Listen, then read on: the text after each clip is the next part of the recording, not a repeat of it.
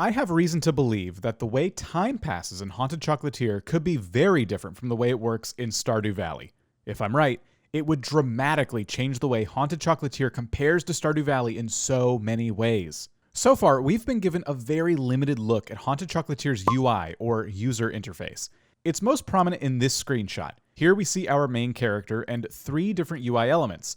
You have the health bar in the top left corner, you have your money in the top right, and in the bottom left corner, you see your available combat gear. There's also a present, but I have a separate theory about this, which I'll save for a future video. Anyway, of these UI elements, you probably realized the notable absence of any sort of clock depicting the time of day or calendar displaying what month or year you're currently in. Does this mean we don't have to rush home before 2 a.m. to prevent ourselves from passing out in the middle of an epic adventure? I would say it's very likely that the answer to this question is yes, and here's why. Haunted Chocolatier has already been established as more of an action RPG, rather than a farming sim such as Stardew Valley. So my prediction here compares Haunted Chocolatier less to Stardew and more to the way other action RPGs work. Let's take Skyrim, for example. Skyrim does have a day and night cycle.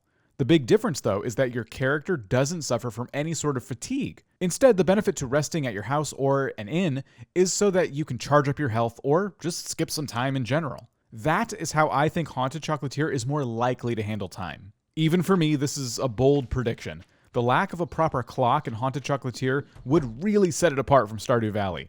There are also a number of gameplay reasons why a strict clock could exist. For example, in a previous video, I talked about how running a shop won't be easy, and how you'll need to try and move a certain number of products before the end of the day. However, here's why I believe both of these things could be true. Remember when I talked about the portal from the Haunted Chocolatier trailer? If not, I'll link that video here in a sec, but here's what I'm thinking. What if, prior to entering this portal full of adventure, the world your chocolate factory occupies does have a running time clock?